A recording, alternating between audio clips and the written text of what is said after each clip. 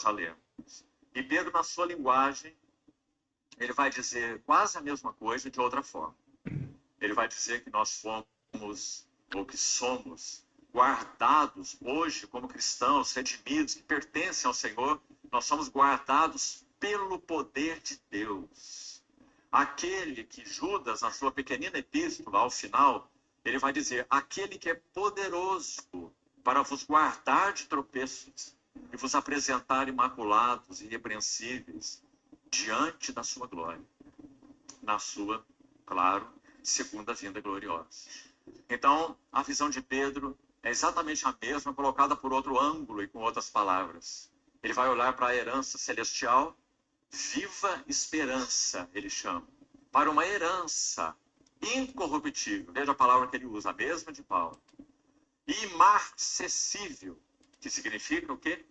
Que não pode murchar, que não fenece.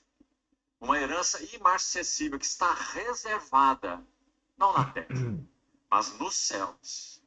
Para vós, outros que sois guardados pelo poder de Deus, mediante a fé, para salvação, preparada para revelar-se, não agora, mas no último tempo. Então ele está falando do que Paulo chama em Romanos 8 de adoção de filhos, ou da plenitude dela, a redenção do nosso corpo. Romanos capítulo 8. Então essas são as palavras de Pedro. Agora vamos ao texto de Lucas capítulo 7 e vamos ver as preciosas lições que temos aqui nesse primeiro relato da ressurreição, de uma ressurreição operada pelo Senhor Jesus. Preste muita atenção nessa história dessa primeira ressurreição de Cristo. A primeira pessoa que ele ressuscita. São três. Essa é de uma viúva que estava perdendo o filho. Estava morto. O que é importante ver é como a Bíblia é perfeita. Ela foi escrita pelo Espírito Santo. Ela é perfeita. E esses preletores que a gente segue e recomenda, que nós estamos aqui para recomendar, né? Não falar alguma coisa que seja do nosso eu. Nós estamos falando aqui o que a oração está pedindo para falar, para transmitir para vocês que vão estudar também como nós estamos estudando. A academia é um lugar para treinar, para estudar, para praticar o quê? A vida espiritual. Como fazê-lo? Falando de Cristo, não tem outro assunto, né? Mas a Bíblia, como está dizendo, é muito perfeita, porque eles fazem a ligação de um ponto aqui, um ponto ali, e tudo é a mesma coisa, centro em Cristo. É a vida em Cristo. É a ressurreição de nós aqui, em termos de espírito, a ressurreição. Porque o nosso espírito, ele estava de um nenê, como eu falo, que acabou de nascer, o espírito desse nenê está mortificado. Por causa lá do Éden, da raça humana, quer dizer, quem nasce, nasce assim. Mas quem nasce carne, nasce com alma, mas o espírito está mortificado. Essa palavra aqui a gente aprende com a Bíblia. Mas com a vinda de Cristo, nós podemos vivificar esse espírito que estava mortificado. E cada um tem esse relacionamento com Deus. Não adianta querer provar para o outro. Eu não consigo provar. Eu testemunho aqui. E nós, como cristãos verdadeiros, temos que testemunhar. Cristo pediu isso para nós. Pediu e pede, melhor. Vamos escutar.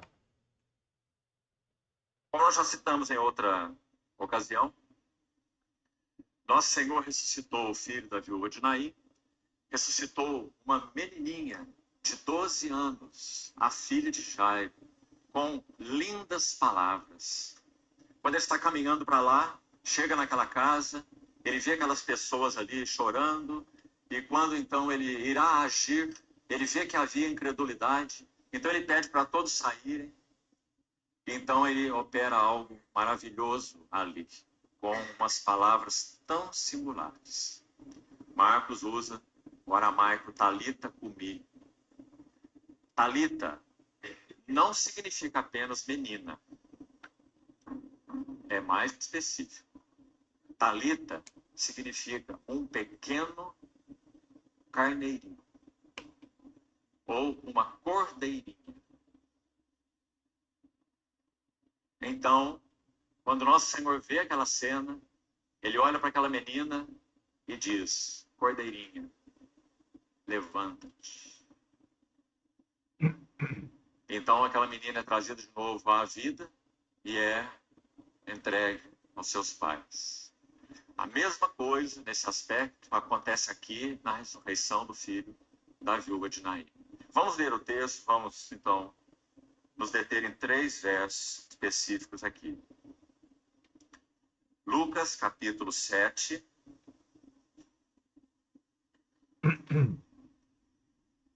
Vamos ler desde o verso 11. Lucas 7, 11.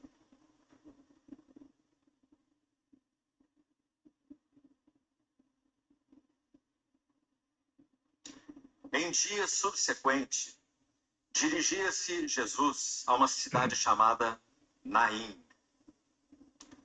E iam com ele os seus discípulos e numerosa multidão.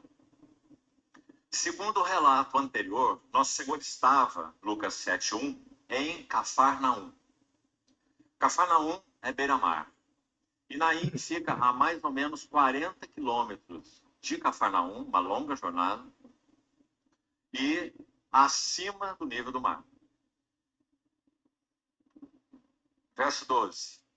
Como se aproximasse da porta da cidade, eis que saía o enterro do filho único de uma viúva.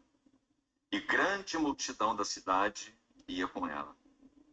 Vendo-a, o Senhor se compadeceu dela e lhe disse: não chores. Chegando-se, tocou o esquife e, parando os que o conduziam, disse: jovem, eu te mando, levanta-te. Sentou-se o que estivera morto e passou a falar. E Jesus o restituiu à sua mãe. Há uma analogia, um sentido figurativo aí, desse fato real, bíblico, hoje, se você encontrar, você que não tem o espírito vivificado, encontrar, tocar espiritualmente Cristo, você nasce de novo. Nasce espiritualmente, você está vivo, né? Isso é fantástico. E eu estou testemunhando isso. Já falei e vou repetir várias vezes, porque eu tenho que testemunhar. Com a morte do meu pai, eu procurei Deus, né? Perdi meu pai carnal, e falei, virei para o céu e falei assim: pai, e agora? Ou seja, eu estava dizendo, falando, e falei de coração. Eu teria nascido, teria não, eu nasci de novo naquele momento. Só que eu não tinha experiência, era um nenê. Nenê tem consciência de ir no banheiro, que está com fome? Não, ele só sabe gemer e chorar, sei lá. Era eu, espiritualmente falando. Mas eu amadureci. E tenho que amadurecer muito mais. Eu, apesar de ser quase um ancião, né? 68 para 69 anos, eu espiritualmente sou adolescente, talvez 12 anos. Tá bom? Então vamos continuar. Todos ficaram possuídos de temor e glorificavam a Deus, dizendo: grande profeta se levantou entre nós e Deus visitou o seu povo. Essa notícia a respeito dele divulgou-se por toda a Judéia e por toda a circunvizinhança. Primeira coisa de bastante interesse aqui: 2 procissões estão se encontrando. E elas têm características muito peculiares.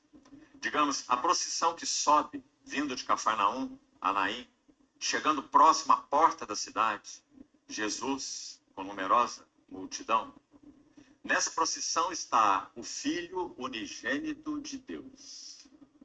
Na procissão que desce, já que de Naim para o lugar do sepulcro, segundo a história,